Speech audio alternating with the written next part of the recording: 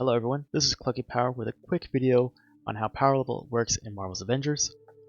Power level is based on the gear rating from the gear your hero is wearing. Basically, power level is the average of all your gear. The power level changes your character's stats, how much damage to deal, and how much damage they can take. And this power level will determine if your hero is able to take on the mission or not. If your power level is too low, the game won't let you take on the mission. And power level also determines whether your hero is stronger or weaker than your enemies. The lower your enemy's power level is compared to your hero, the less damage their attacks should do, and more likely they'll be staggered from your hero's attacks. The higher the enemy's power level is compared to your hero, the more likely the enemy's attacks will do more damage to your hero, and less likely be staggered from your hero's attacks.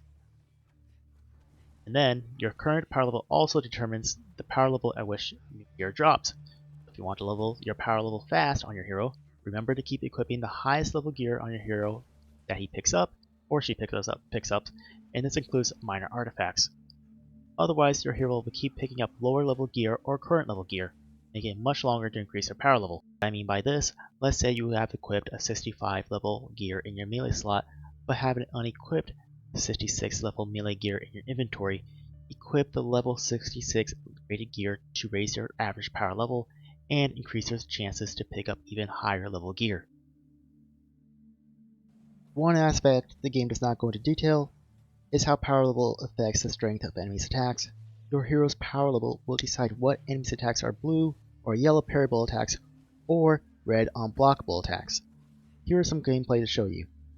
First, we have Thor in the Harm Room at challenge level 4, but the enemy's power levels are much lower than his. Because of this, most, if not all, the enemy's attacks will be parryable, including the Adaptoid's attacks as shown in this clip. Next, let's move on to what happens when your hero's power level and enemy's power level matches. As we can see in this Captain America clip, not all of the Adaptoid's attacks are parryable anymore and must be dodged, but some of his attacks are still parryable, and enemy's missiles are still parryable too. Now when power levels match, probably a little bit more than half the attacks you will face will be parryable and the other half unblockable. Lastly, when enemies' power levels are way above your hero's power level, most attacks will become unblockable, or at least become yellow attacks, if they were blue before.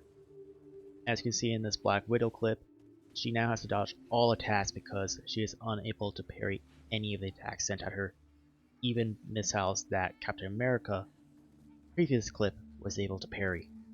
So if you're going to be doing the higher challenge levels, just know most attacks will become unblockable because of how much higher the enemy's power levels will be compared to your hero.